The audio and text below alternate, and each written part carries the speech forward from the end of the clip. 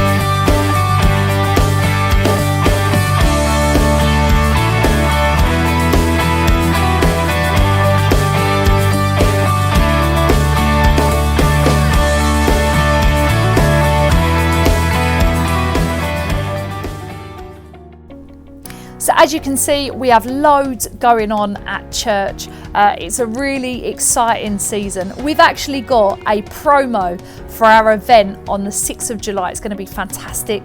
You're not going to want to miss it. So cue the video. Hello Bridge Church! We've got some exciting news for you.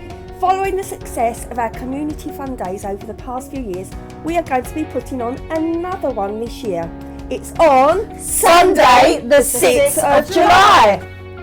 The event will run from 12 to 3 p.m. at the Bridge in Latchet. We will have bouncy castle, We're going to have sumo wrestling. Food vendors, ice cream van, We're going to have face painting. Call of the Wild Zoo, rodeo ball, A DJ. and lots of fun. The theme this year will be A Mexican Fiesta Fun Day! So this day is an amazing day for you guys to come and help us serve our local community. but we can't do this without every single person helping. So we need you to help. This will be an all-rise event. We'll be asking everyone to get involved in some way. Sign-up sheets will be available at the back of the church after service. As I'm sure you can imagine, with an event like this, we need help in every area. We need help with all the activity zones, with serving refreshments and security. First aid, prayer ministry, just to name a few. So instead of having church at the school, this is us, church for the day. Please don't plan anything else for your families on that day. This is a priority for church families in your diaries. And as normal, you know we're going to get you some leaflets. So, leaflets will be available very soon. Get them into your neighbours' hands, your friends and family. We want everyone to come and have a great time. This is going to be an awesome day. Your church needs you. Please diary it, pray for it, volunteer at it, and come and see what God does in our local community at our local Mexican Fiesta Fun Day. It's going to be amazing.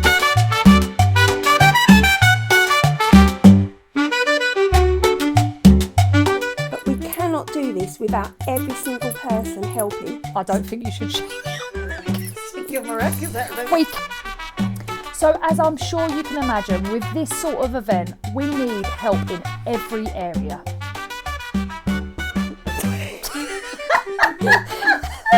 Right. Help. And come and see what God will do in our local community on this Mexican Fiesta Day. Right. Here on Sunday, the 6th of July. Where is you? So before the 6th of July, we've got some other stuff coming up. Helen Youssef, you would have seen a moment ago, she is coming to join us at the Bridge Church at the high school in Woodford, and she's also coming to see us at Harlow. It is going to be a fantastic morning and afternoon. Helen is so prophetic. So can I encourage you, if you're watching for the first time, or maybe it's been a little while since you've joined us, can I encourage you to come on that day? You're not going to want to miss it. It's going to be fantastic. As I was saying earlier, Andy did a great job on Sunday unpacking such a delicate and sensitive subject that we are all kind of having to deal with face to face in today's society.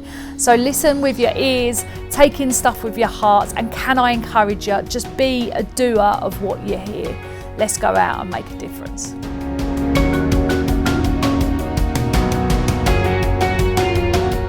So basically today, we are going to be continuing our series on truth in tension, which Chris and I have been going through. And basically today we're going to be talking about ideas about race and about ethnicity and culture and kind of where these things stand in church and where we stand as a church on them. And yeah, so what I want to do, I just want to kind of paint a picture, first of all, of where are we as a church, or where are we as a country, as a place that we all live in, and where are we going? So I think, I mean, we're starting off on a bit of a negative tone, I'm so sorry, but I think if I want to paint a picture of where we are in the UK on matters of race, I think it's alarming. The more you look into this, the more kind of fractured and the more kind of difficult sometimes you realise that the world is. And generally, having like talked to lots of people in the church and, you know, done some research online and stuff, I genuinely think that if you are someone in the lucky position of having not experienced like direct overt racism at some point in your life, you're actually probably in the minority in this church. And I think for me, thinking about that and like, you know, mulling that over, that's quite shocking to me. And I think it kind of shows us where we are as a people, not us within church. I genuinely think that our church, we're so privileged and we're so fortunate to have a church that is so diverse and that has got so many people from, I guess, you know, loads and loads and loads of different backgrounds, places, all that. But the world we live in outside these four walls and outside where we are now is a very difficult place for loads of people here. And I think as well, we've got to acknowledge that feelings on this matter run very deep. So feelings on race, ethnicity, culture, you know, of all the things we've spoken about in this series of, like, you know, we're talking about sexuality, gender, lots of other things. Actually, I think feelings on race run really deep with people, and there can be a temptation to tread carefully, to walk on eggshells. But actually, what I want to do today, I want to invite us to have real conversation with each other and invite us to actually really hear each other and really try and grow together. And what I want to speak about today is this idea of having a neighbourly unity. And what I mean by that is that, like, it's very easy to get on with your neighbours because they don't really impact your life very much. Like, I really get on with my neighbours. We've got a couple on the right hand side, lovely couple. They once came around and asked to use our fridge because they had like their electricity went. I was a good neighbour. I let them have it. We got a family on the left hand side. They're an Asian family. They cook us curries sometimes. They come around and say hello, and I love them as well because they gave me some food once and we say hello in the street, and I forgot the dad's name, but it was all right. And it's very easy for me to be unified with these people, but actually, what the Bible calls us to is something more than being neighbours, something more than like the people in our church, and they don't just happen to go to the same church as us. You know, we look around this room, and actually, what God wants for us isn't just to think, oh, isn't it funny that they live in the same area and we worship in the same place? Or isn't it nice that I can say hello and get on with them and not really have them as part of my life? But actually, the church invites us to a much deeper unity and to a much more fulfilling, but also sometimes, as we're going to see, kind of messier and more frustrating and more fraught unity, actually. So today I want us to open this discussion. It's not going to be exhaustive today. By no means am I saying I know exactly how we're going to move forward, how we're going to solve all the race relations in the world, how we're going to sort of like conquer the world and have some kind of amazing unity between us all. By any means, no. What I want to do is I want to open the Bible and say, well, how does God speak to issues of race? How does God speak to issues of culture and division? And how can we start that discussion here? Because really, if we want to grow in unity, if we want to grow as a family, if we want to be a beacon to the world around us of what it means to be in unity, it's not going to come from Sunday sermons. That's a starting point. It's going to come in each and all of us, in our hearts, in our friendships, in our relationships. And that's what I really want to drive at today. So that's kind of where we are. The country, the world, is not a unified place when it comes to race. But actually, when we look at the Bible, where are we going? This is an amazing picture, Revelation 7, verse 9. John sees a picture of heaven, and he says, I saw a multitude from every nation, all tribes, all peoples, and all languages. And I think there's something to be said about this end goal, that actually God has made us different. You might look at your skin, you might look at your history, your culture, the language that you speak, the nation you're from, and you might think that was an accident, but actually God has made us different on purpose, and God has made us diverse in a way that's not a melting pot. And I think this is a great thing to notice, that actually when we get to heaven, we're not all going to be the same. There's not going to be one race, one language, one culture in heaven. But actually, when John sees a picture of heaven, he doesn't see a melting pot. He doesn't see a melting point, that's for sure. He doesn't see a melting pot. He doesn't see us all being uniform. What he sees is this kind of unity among people, all praising God, but this really rich difference and this really rich diversity. And actually, if we want to be people who can pray the Lord's Prayer, your kingdom come on earth as it is in heaven, then we want to be people who have that rich diversity and yet somehow walk in unity. So we're not looking for people to be the same today. We're not looking for us to homogenize and become a group of just a blob of all different colors and races. Actually, what we're looking for is a rich and a deep unity that is actually built on our differences and built on our diversity. And so what we're going to go through today is I'm going to talk about living in the middle. Because I think our starting point, we have to acknowledge, is that race relations in the world are not great. And actually that we're very fortunate, I think, to live in a country in the UK where maybe there is a more progressive outlook, and to go to a church where I really believe that there is, a diversity and a richness and an acceptance of one another. We're lucky and fortunate and blessed to live that way. But the world we live in is not like that. And outside, and Monday to Friday, lots of people in this church don't experience that. And actually, to think about where we are and where we're going to this kind of glorious future. Whoa, that popped up. But what I want to speak about today is living in the middle. How do we go from one to the other? How do we live now before God takes us there? And we're going to be looking at Ephesians chapter 2 to 4. We're not going to read the whole thing. We're not going to go over the whole thing. But I really encourage you, maybe in your small groups this week, maybe just in your own Bible reading time, stop whatever course you're on, Bible in the Year, and do what I tell you to do instead. Go to Ephesians chapter 2 to chapter 4. You might as well start at chapter 1, to be fair. And just read it with this lens on, thinking about, what does this speak to me about relating to people in the church who are not like me? And I promise you, it will really open your eyes to how vital this is. It's very easy, I think, if you're part of a dominant culture, or if you're part of like the normal people in a church or in a group, to say, well, why does it matter? Why are we bringing this up? But actually, this is such a central idea. Unity between the church and celebrating difference and coming together as one is a huge issue in the Bible, a huge issue, and one that I think is really relevant today as well. So what I want to say, we're going to start in Ephesians 2. It's the next slide. What we're doing today is we're going to go from neighbours, we're not going to do it all in one day, to family. And this, I think, is the call for us as a church, to go from neighbours to family. And I spoke about how I really get on with my neighbours. And I want to speak about this phrase. I told Sonia I was going to quote a poem, and she was like, you've got to stop with the poetry. You've got to stop with the literature. But this is from a great poem. You can read it. It's by Robert Frost. And it's a quote that says, good fences make good neighbours. And I experienced this directly a few years ago. The idea that if you keep people at a distance, if you keep that fence up, you can actually get on a lot better. But if that fence were to go down, there could be issues. If we get too close, there could be problems. Like I said, I love my neighbours. They made us some curry a few times. They offered to take our kids to school when we were sick. They're lovely people. But when my youngest son was born, Asher, Sonia had mercy on me, and she evacuated me from the bedroom where Asher was crying and pooing and doing all this. And I was like, I got to go to work. And she was like, you go stay in the spare room. It was great. But I realised that I didn't know my neighbours like I thought I did. Because you know what? In our room, there's these big cupboards and you can't hear anything from the neighbour's house. But I went to sleep in the spare room and it would be 2 a.m. and I'd hear, and I'd be like, what's that?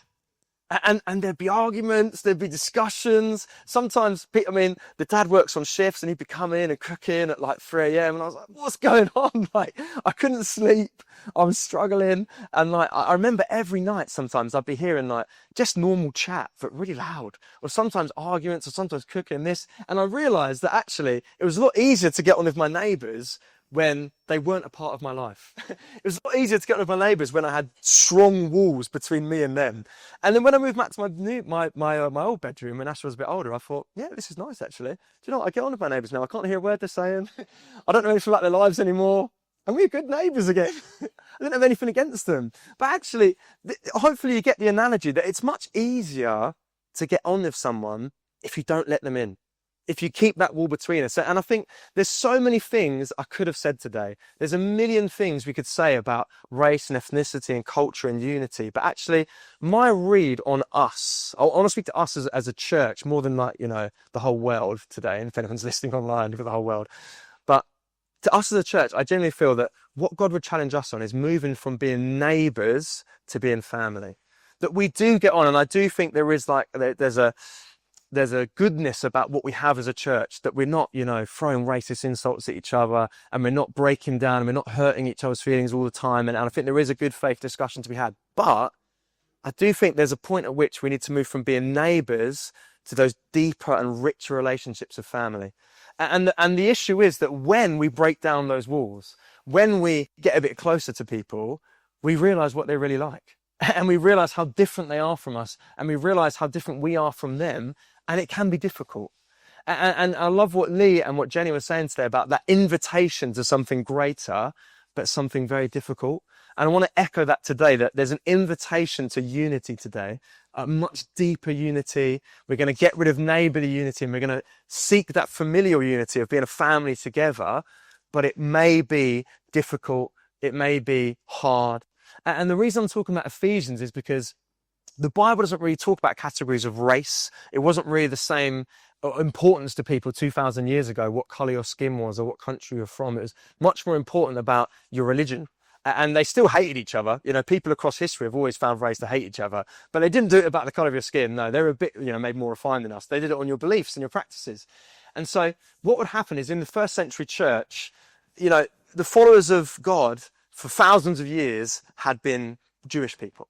And suddenly Jesus came along and, you know, if you know your Bible, he tore, you know, the curtain in two when he died, and Paul started preaching to the Gentiles. And suddenly in the first century, the followers of God were both Jewish people and Gentiles. And we don't really, you know, that category doesn't really make much of a difference to us today, but to them at the time, it was absolutely huge. And Paul talks in Ephesians here of the breaking down the dividing wall of hostility. And he's talking about the walls in their hearts between each other. But he's also talking about very literal walls. Because if you're a Jewish person, every year you would go to the temple 3 times to pay your vows, to sacrifice, to worship. And in the temple, there was a wall that was about 1.5 meters high. And that wall was a clear dividing line that if you were not a Jewish person, if you were not a man, if you were not circumcised, if you were not freeborn, you could not cross that wall. You could look in on what God was doing, you could see people worshipping God, and you could kind of see what it was about, but you couldn't participate. You couldn't make sacrifice. You couldn't go to the prayers. You couldn't light the candles. You couldn't go to the ceremonial washing. And what Paul says here is that barrier is broken down, that everyone now has that same access to God. And we spoke in a sermon a few weeks ago about the daily prayer that many Jewish men would pray. They'd wake up and say, check themselves. Am I still Jewish? Am I still a man? Am I still... They'd say, thank God that I'm not a Gentile. Thank God that I'm not a woman. and I forget the other one. Thank God, something else.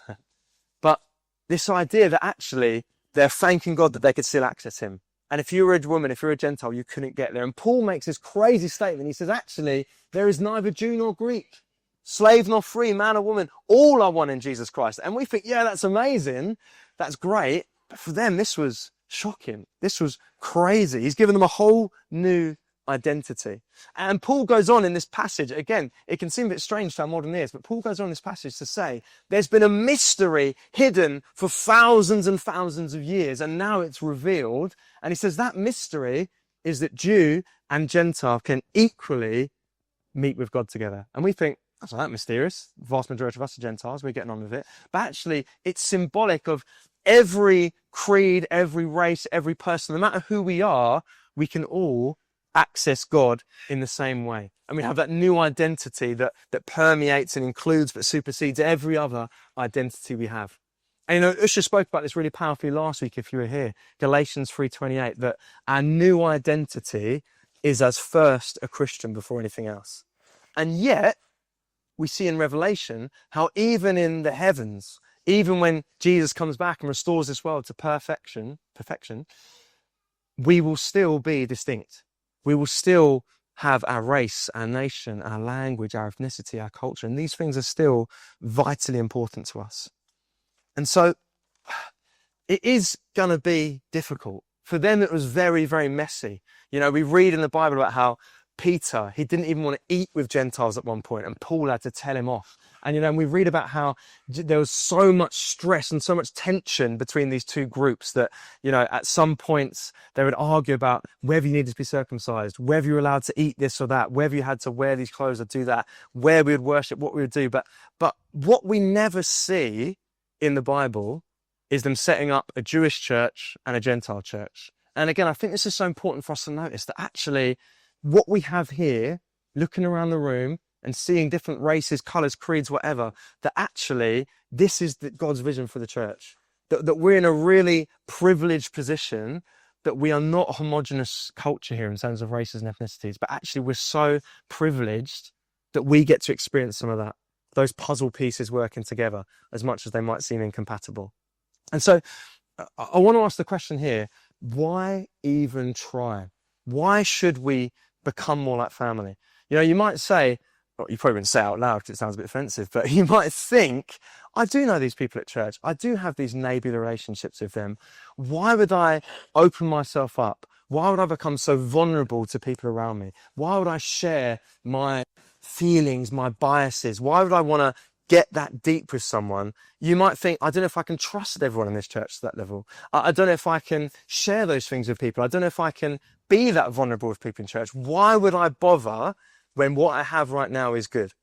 You know, why would I want to really, you know, get into the weeds of people? Why would I really want to, you know, check, you know, do I have these unconscious biases?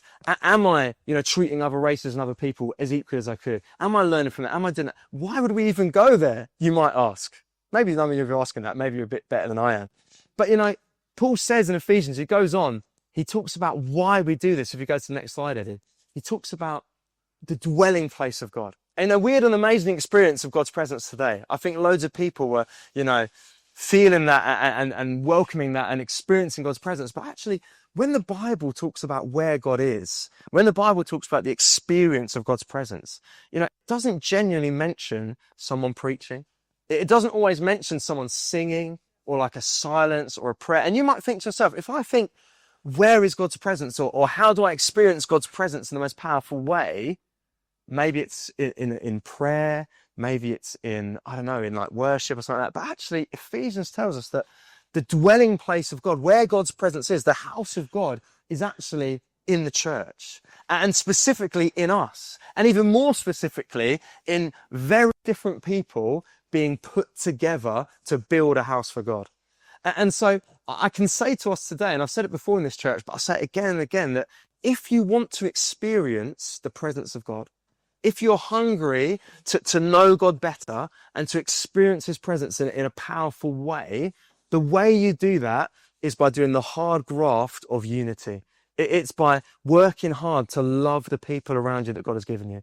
Like, of course, we're seeking those experiences of prayer, of worship, of the Bible, and whatever it may be, where we can really feel God's presence.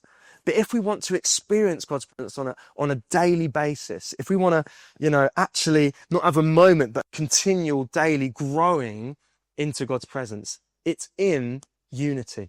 And Paul says here, in him you are being built together. These two groups that used to hate each other, these two groups that literally they would wake up and say, thank God I'm not like that. God says, I'm going to put those puzzle pieces together so that I can build a house for myself. And I don't think many of us or any of us in this church have that same experience of thank God I'm not.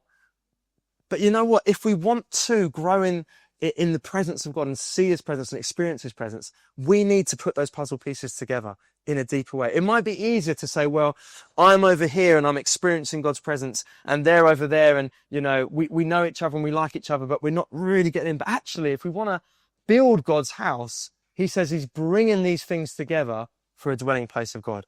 And we need to have that deeper unity, that deeper love, that deeper honesty and vulnerability. And he goes on to talk about how through the church, the manifold, the manifestation, the physical, the experience of the wisdom of God is being known to these rulers and authorities and angels and demons. And what is that?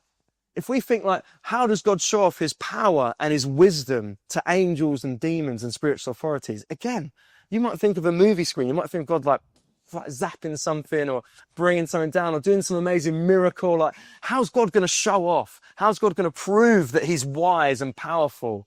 Maybe he'll feed the 5,000 again, but make it the 50,000. Maybe he'll part the Red Sea, but it'll be the whole Pacific Ocean. That would really show God's power and wisdom, wouldn't it? Wow, I'd be amazed.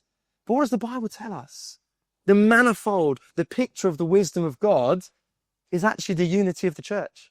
It's people from different places, different cultures, people who on the outside should have nothing in common.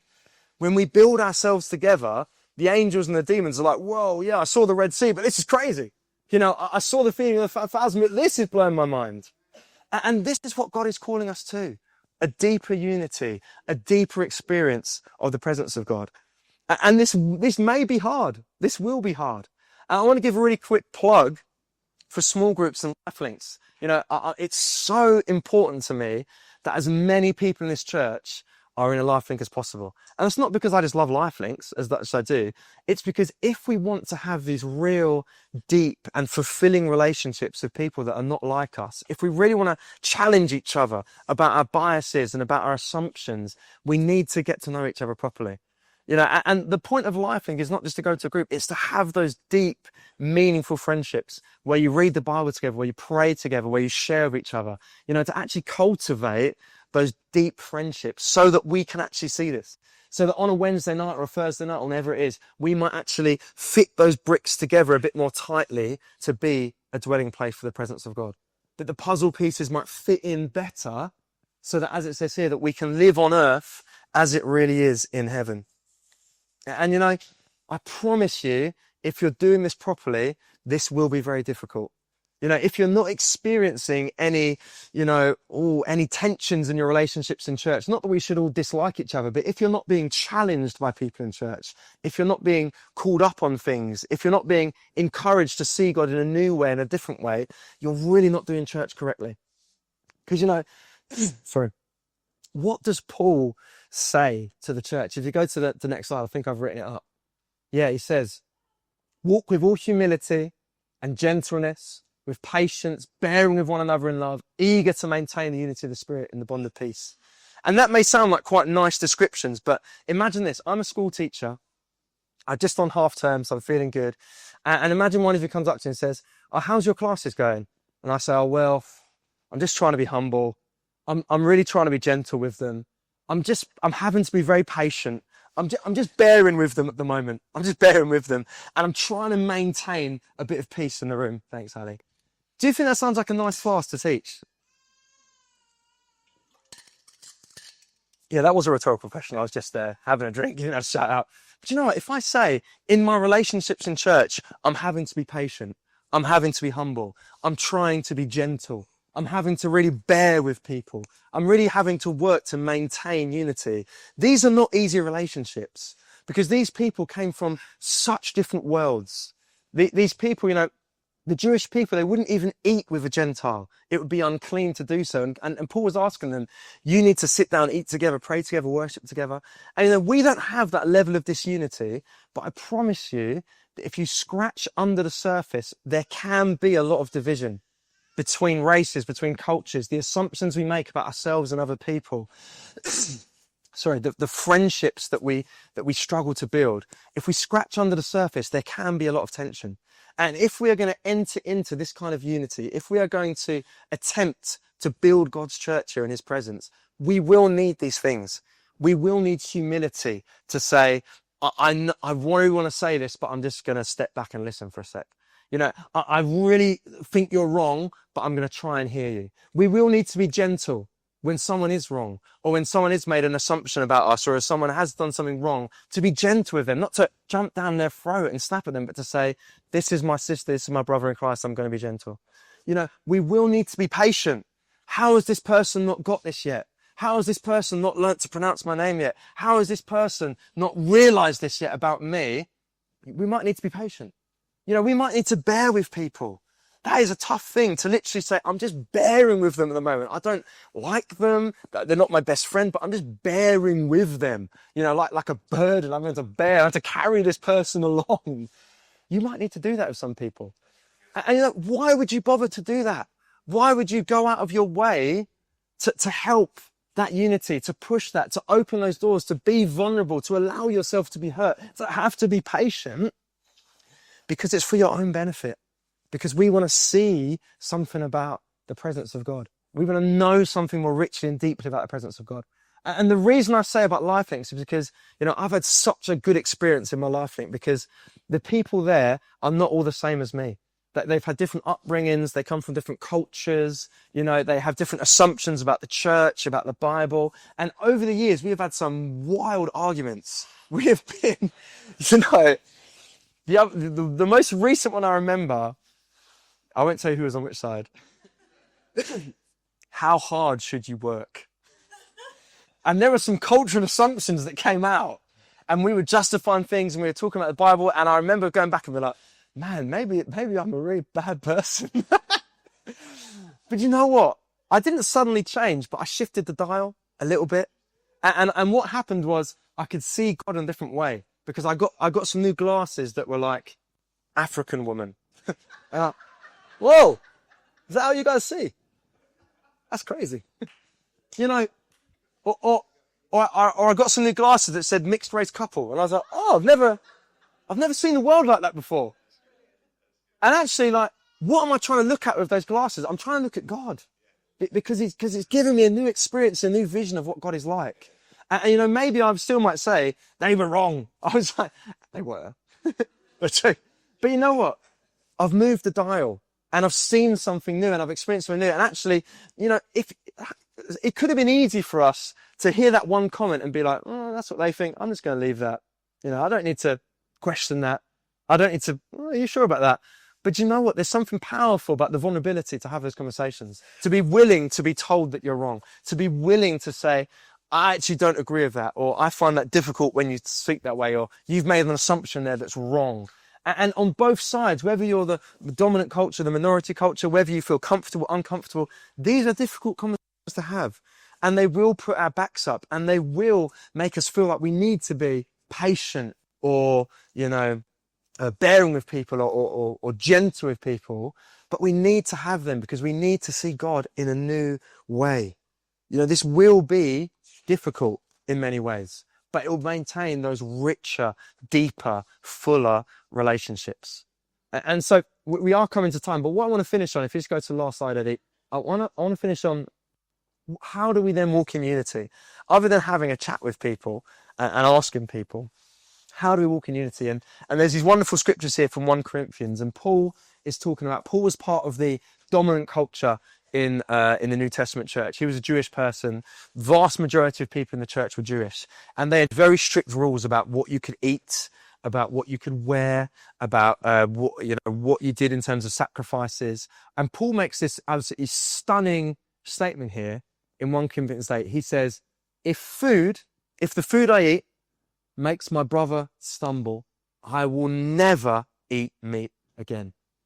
And he goes on in 1 Corinthians. He says, I've got the right, thinking of food. I was doing this late last night.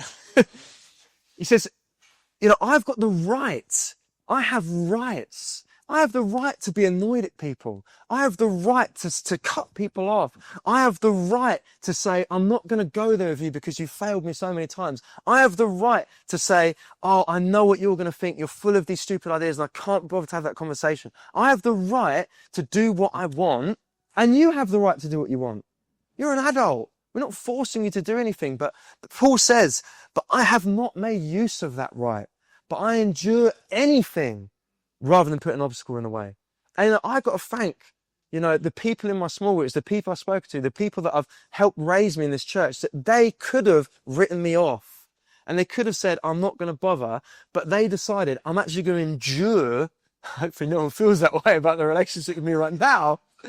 I'm going to endure anything because I want this guy to grow in the gospel. I want this guy to grow in humility. I want this guy to grow in his vision for the world. I want this guy to grow in how he sees and appreciates other people in Jesus Christ. And actually, there's a challenge for all of us here, whether you feel comfortable, whether you feel uncomfortable, whether you're white, black, Asian, whatever it may be, whoever and whatever you are, there's a challenge to us to say, I'm not going to put an obstacle in someone else's way. I'm going to be willing to endure what other people have. And we're speaking about race today, but this covers so many things. I want to do a little experiment. If I say, God is good. Yeah, about 80% of you are like, oh yeah, brilliant. Probably about 20% of people are like, what? What's going on? Because most of us are comfortable in a Pentecostal church and we know our call and response and we know how it goes. But some of us suddenly feel very alienated. I've never heard that before. How did everyone know what to do? Is there something wrong with me? And there is. No, but when it comes to issues of race, of culture, these issues span so many things. And sometimes it's an issue of call and response. Someone will know something, someone will assume something, and suddenly out of nowhere will feel like, oh, what's wrong with me then? What have I done wrong? And the assumptions we make and the language we use and everything can hurt people. And if you've been hurt, my challenge to you is to go in love to people who've hurt you and say, that hurt my feelings. And it sounds like such a childlike thing to say, but actually, as a church, we need to be people who are so driven to love each other that actually we're willing to have those conversations.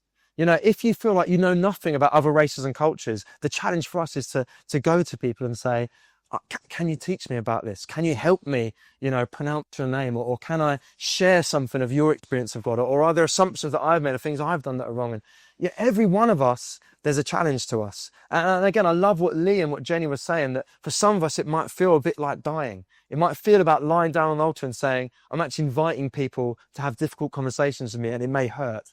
For some of us, it may feel like, an invitation with a price. This is going to cost me in my relationships. This is going to cost me in my feelings about myself and who I am. This is going to cost me in terms of having awkward conversations or arguments, whatever it might be. And we've got to ask ourselves, well, what are we willing to give up? Paul said, I'd give up meat forever. I'd give up any food if it helps my brother and sister in Christ. And we've got to be willing to embrace discomfort. And so for time's sake, I do want to finish, but my challenge to us is that just let this be a launch pad. Let this be an invitation, whether it be in your small groups, whether it be among your friendship groups, whether it be whatever it is, that we might try and actually fit those puzzle pieces together a bit more.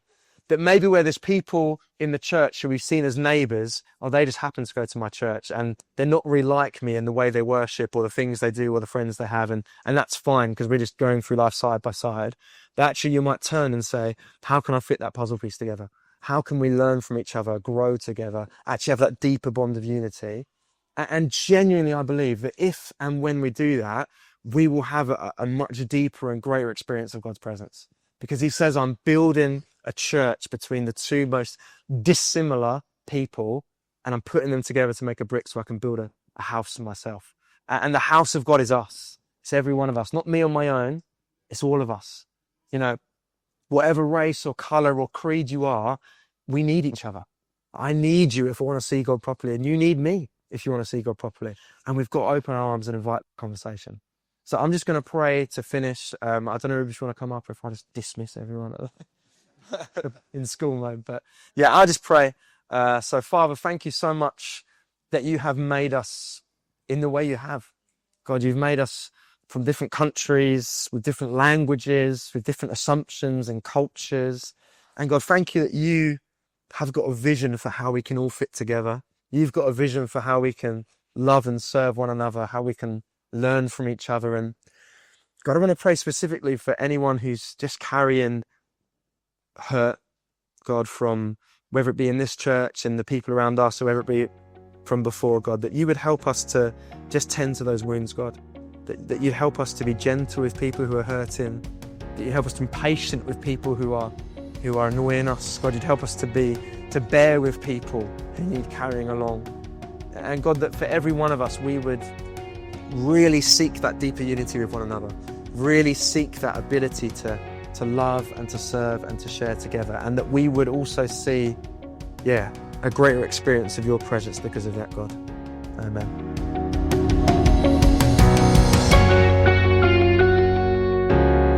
Fantastic job, Andy. That was amazing. So as a church, we are called to be one. We are called from many different cultures, many different people come to join us as one. So let's be different to the stereotype that's going on of the world right now. Let's come together in love, in unity. Let's celebrate our differences, celebrate our cultural differences, but come together as one. Let's be the church that God intended us to be. So that's it from me. I hope you have a fantastic week, whatever you're doing. But please make sure, check out Harlow, check out the bridge at Woodford. Just keep up to date on here with what we've got going on at church. There's a lot going on. And most of all, have an amazing week. I'll see you soon. Take care.